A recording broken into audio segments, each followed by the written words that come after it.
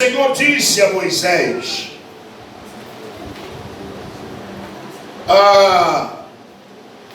uma praga trarei ainda sobre Faraó e sobre o Egito, depois da qual ele vos deixará ir daqui e certamente vos lançará fora daqui completamente.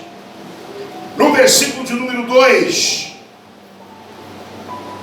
fala agora que cada homem peça, ou seja, vai pedir, traduzido,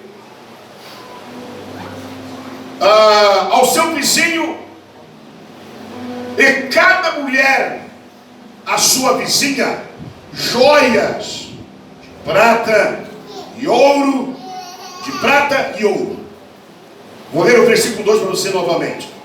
Fala agora ao povo que cada homem peça ao seu vizinho e cada mulher peça à sua vizinha joias de prata e joias de ouro.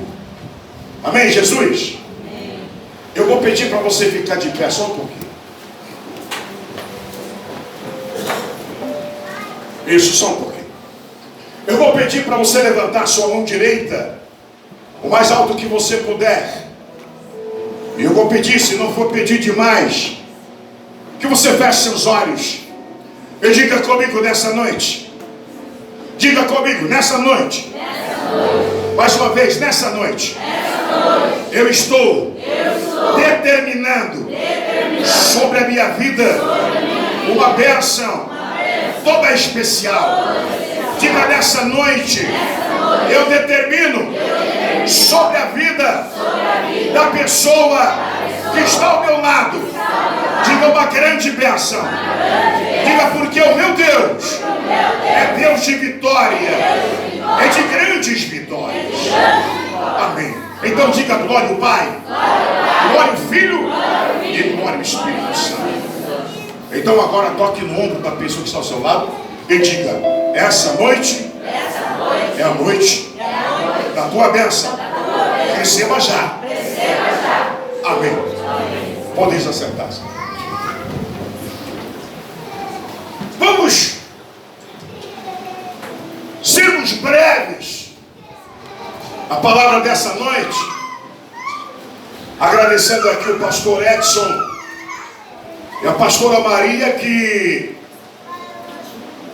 são amigos da gente de longa data, e pela confiança depositada nesse pequeno e humilde homem. Que Deus abençoe os nobres, no nome do Senhor Jesus.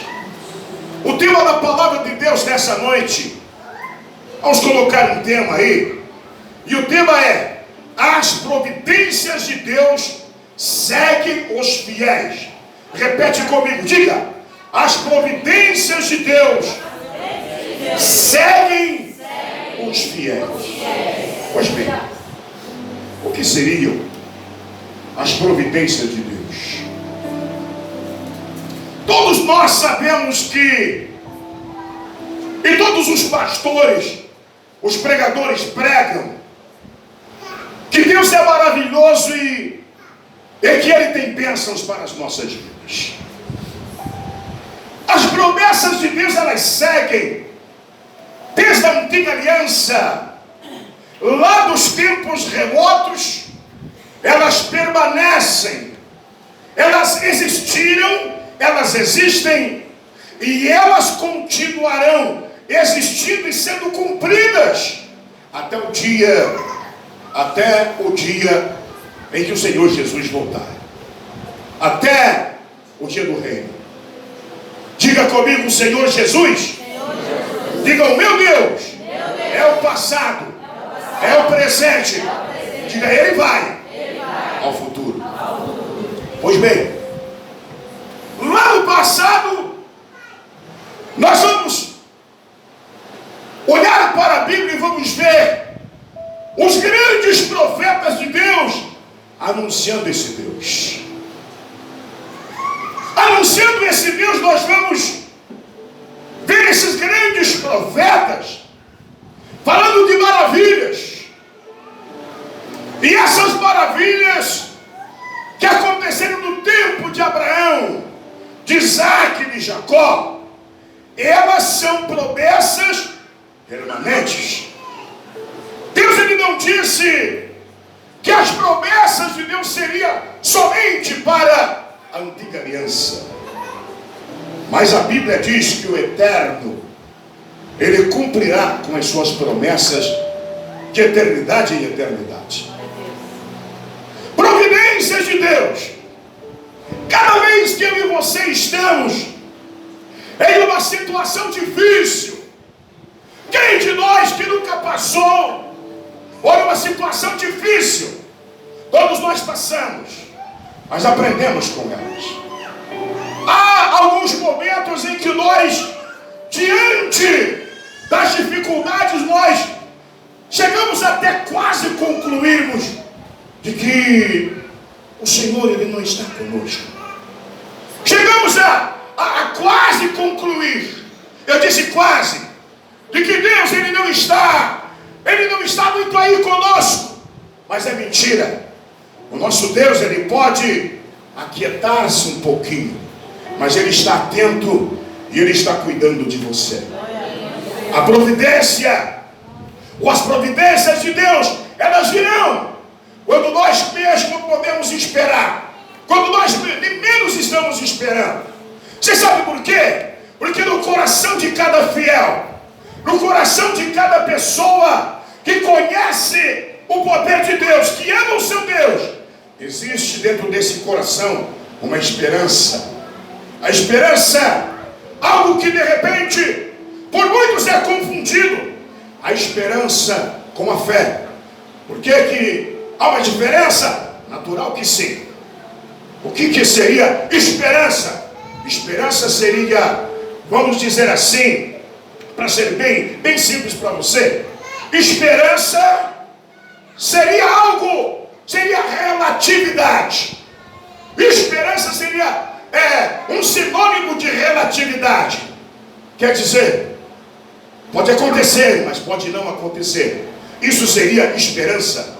A fé, para receber e para que as promessas de Deus elas sejam sobre as nossas vidas, nós precisamos não somente da esperança, mas precisamos da fé. E o que é a fé? Por que a fé é diferente da esperança? Porque a esperança é relatividade, fé é convicção. É como se, para você entender melhor, fé seria a mesma coisa que a escritura de um terreno. Como que você garante que aquele imóvel ele é seu? Porque você tem uma escritura. A fé é a garantia de que a bênção ela já é sua. Glória a Deus! Diga glória! Então, todas as vezes que eu e você vamos para a igreja, dizendo assim, eu vou lá, eu vou pedir uma oração para o pastor Edson, eu vou pedir uma oração para a pastora Maria, quem sabe se resolve. Não vai resolver. Você tem que estar convicto de que o Deus que você serve, Ele pode todas as coisas. Glória a Deus! Ele conhece todas as coisas. Aleluia. Pastora Maria Leoni, minha esposa, esqueci de falar sobre ela. Vou falar para depois, quando chegar em casa, vocês sabem, né? Então tá bom. A fé. Agora, quando a Bíblia ela fala sobre as promessas de Deus, elas existem requisitos que nos dão essa certeza de que essas promessas elas serão cumpridas. Quais são as promessas? É promessa só para você ficar rico? É promessa para você ser curado? Não, são promessas e mais promessas que dependem da minha fé. Então vamos para o número 1. Após essa introdução, número 1 desta palavra, ao sair do Egito, o povo que era escravo levou prata, ouro, roupas e até uma sandália. Você nunca sai de uma batalha. Primeiro, cada batalha que Deus te colocar, para provar você. Cada batalha, cada dificuldade, que de repente seja a vontade permissiva de Deus para a sua vida, para o seu crescimento. Deus lhe permite você estar lá no deserto, no meio da dificuldade, mas Ele não te deixa sozinho. Aleluia, glória a Deus. Ele não vai te deixar sozinho. Todo o deserto que você chegar, você vai com certeza colher dali alguma coisa importante. Veja bem, você que acredita em milagres. Veja bem, você que acredita que Deus ele pode curar o câncer. Você que acredita que Deus ele pode abrir a porta do emprego. Ele pode abrir? Ele pode. Se você crê de verdade, o país pode estar na maior crise que você possa imaginar. Se você acredita de verdade nesse Deus, a casa pode estar caindo, o seu vizinho pode estar na pior situação que se possa imaginar. Alguém está do seu lado se descabelando, está desesperado, está em pânico, está entrando em colapso. Mas se você crê de verdade em um Deus de promessa, você vai estar tranquilo, mesmo no meio ou em meio à turbulência, porque você tem certeza que lá no final você sairá vitorioso. Lá no final. Por quê? Porque são promessas de Deus. E quando o Senhor manda ali o Moisés, quando Deus manda Moisés para tirar aquele povo, o diabo relutou. Cada vez que você chegar, cada vez que você dá um passo à frente e está se aproximando do milagre, cada vez que você está se aproximando do resultado da tua fé, do resultado da tua oração, e algo de Deus vai acontecer na sua vida, o inimigo vai se levantar. Diga misericórdia. Foi assim que ele fez na época de Moisés. Quando Deus prepara, pastora Maria, pastor Edson, quando Deus prepara, ou seja, aliás, não chega para Moisés e diz: é você que está comissionado para sair do Egito, para sair daqui, ir ao Egito, tirar o meu povo de lá e dar uma condução para ele. Você acha que não houve um trabalhar do inimigo na mente do Moisés, mesmo sendo profeta? Houve. Você sabe por que eu digo que houve? Porque na mesma hora Moisés, ele acha uma desculpa e diz: Senhor, eu não posso ir porque eu sou pesado de língua. Diga misericórdia. Fala mais forte, diga misericórdia.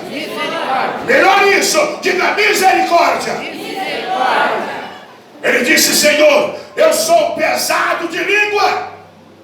Eu já vi pregadores, Silvano, pregar que esse pesado de língua, parafraseando, esse pesado de língua seria um problema físico. A língua de Moisés era grudada. E não é. E não era assim. Na época nenhum profeta poderia entrar lá dentro do tabernáculo e chegar até o santo dos santos. Se ele tivesse qualquer defeito físico, ele tinha que ser perfeito. Então não era um defeito físico. Moisés não tinha sua língua grudada. Diga glória. Outros teólogos entendem ou interpretam que Moisés, a questão dele falar sou pesado de língua, não era gago, mas ele era general de um exército e ele não tinha papas na língua. Ele falava o que vinha na sua boca, ele não media palavras para falar. Eu também vou discordar dessa questão. E eu defendo a seguinte tese, a terceira. Quando Moisés ele fala sou pesado de língua, ele quis dizer que ele tinha perdido a fórmula. Ele tinha perdido, como é que eu vou dizer para vocês entender melhor? Ele tinha perdido a maneira, a forma, um pouco do conhecimento. da linguagem egípcia, que era duas delas, o hieróglifo e o demótico. Eram duas formas, duas maneiras que eram usadas pelos escritores da época para que as pessoas entendessem melhor a linguagem egípcia, o idioma egípcio. Ele tinha perdido a fluência. Moisés havia perdido a fluência no idioma egípcio, e ele disse assim: olha, como é que eu vou chegar diante de um homem cheio de cultura? Como é que eu vou chegar diante de um poliglota? Como é que eu vou chegar diante de um erudito e vou falar com ele cheio de cultura, se eu não sei falar a língua deles assim? Mas Deus disse: você vai. Ele foi. A Bíblia diz que o povo de Israel eles passam por algumas dificuldades lá. E quando Moisés chega naquela região, e ele fala para Faraó que o povo de Israel iria sair daquele lugar, que o povo de Deus ia sair daquele lugar, porque era a ordem de Deus. Houve dúvida. Faraó não é nome, é título. Ele se recusou. Ele relutou, até que ele teve que liberar. Esse povo ficou ali um monte de tempo escravos. Mas perceba uma coisa, lá no final, quando eles saíram, qual foi a ordem de Deus? Moisés, fala para o povo de Israel, fala para cada homem e para cada mulher, que antes de sair daqui dessa terra, eles não saem de mãos vazias. Os egípcios, eles serão obrigados a colocar nas mãos de vocês ouro e prata, porque eu sou o Senhor que levanto e eu sou o Senhor que abato. Glória a Deus! Eu sou o Senhor que abençoo aquele que crê no meu nome. E eles saíram de lá, mesmo sendo escravos, eles saíram de lá cheio de ouro e cheio de prata. Nenhuma luta pode matar você.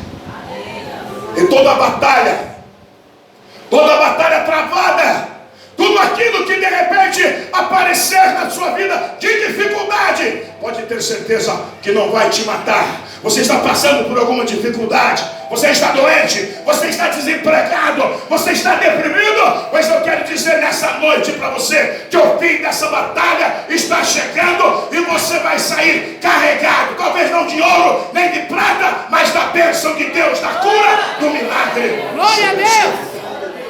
Vamos aplaudir o Senhor Jesus. Número 2 da minha mensagem: esses acessórios, roupas e calçado não envelheceram em 40 anos viajando pelo deserto. Deserto tem água? Deserto não tem água. Deserto tem comida? Deserto não tem comida. Deserto tem lojas de roupas? Tem Havana? Não tem.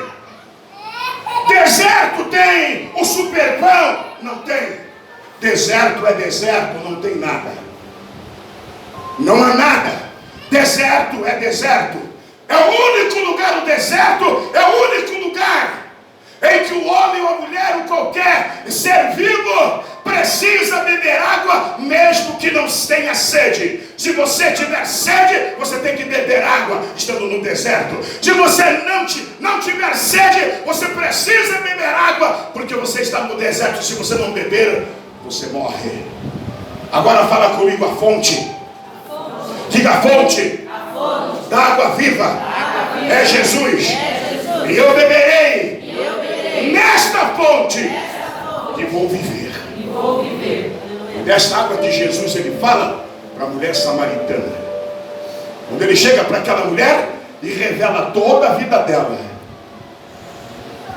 Foi dessa água que Jesus ele fala para aquela mulher quando ela tirava a água lá do poço de Jacó.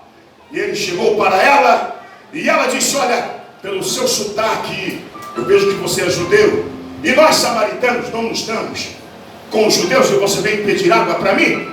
E Jesus, para entender mais claro, ele fala em hebraico: Hani lemai mehaine. Eu sou a fonte da água viva, e quem beber desta água nunca mais voltará a ter sede. Eu quero dizer para vocês, meus amados, você que está aqui nessa noite, é que de repente tem passado por uma situação difícil, um deserto. Eu quero dizer que nesta noite, aqui diante desse altar, a fonte da água viva te faz presente. Eu quero dizer que o pastor Adão está bem pequenininho, mas o Senhor Jesus, Ele está bem grande. E Ele é a fonte de jorra para a vida eterna. É Ele que tem o resultado, a bênção para a sua vida. É Ele que vai te abençoar nessa noite, porque Ele é o Todo-Poderoso de Israel.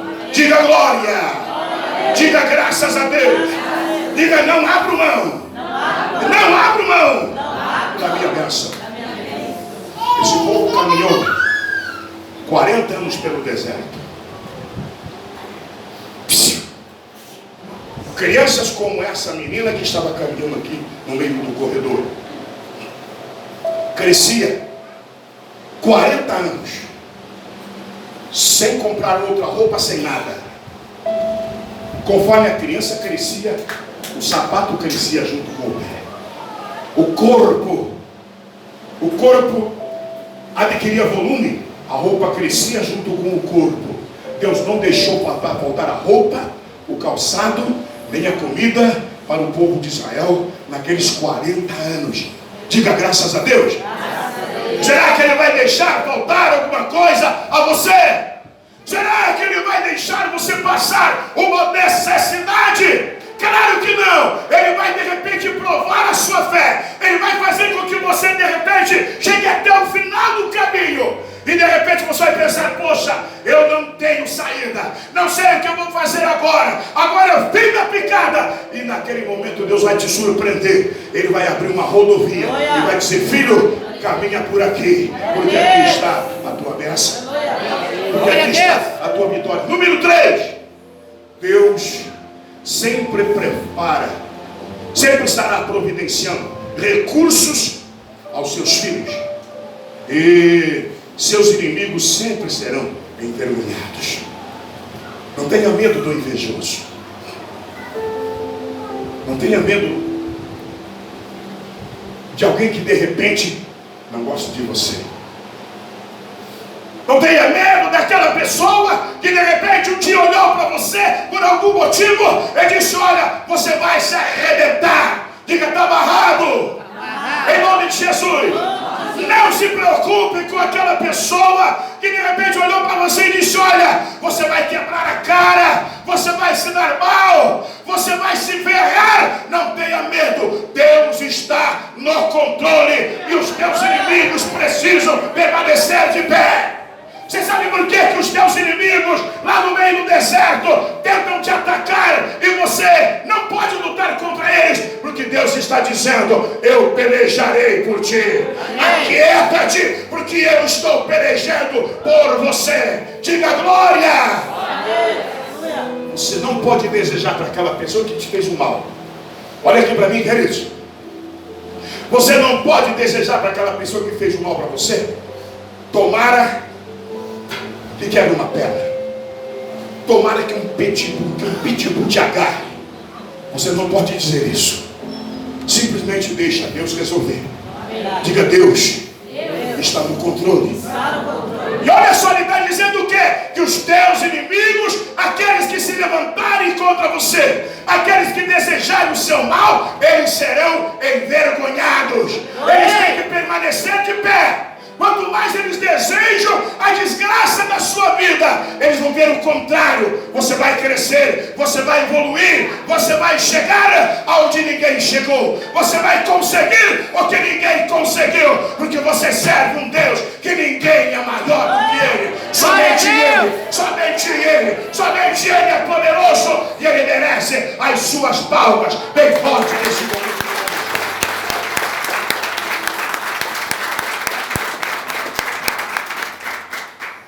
Pois é, as pessoas mais ruins terão que investir em você ainda. Provérbios 13 e o versículo 22. Nesse versículo, Provérbios 13 e 22, a Bíblia está dizendo que aquela pessoa que não é de Deus, ela pode ser a mais diabólica que você possa imaginar. Ela pode ser a pessoa mais ruim que você pode imaginar.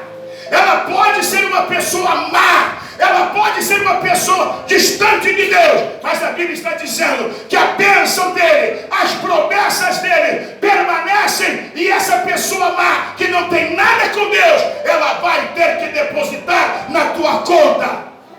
Ela vai ter que depositar na tua conta. Até aquela pessoa má, ela vai ter que depositar na tua conta. O homem ímpio depositará na conta do justo. Número 4. E último da minha mensagem.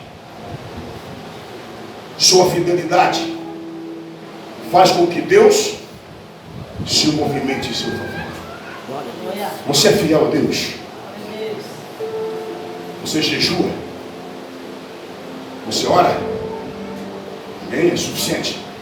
Não é? Você ora? Claro que você ora. É suficiente? Não é? Você jejua? Claro que você jejua. É o suficiente? Não é? Não é. O que é que você precisa fazer para que Deus possa, ou para que as promessas de Deus sejam bênçãos na sua vida?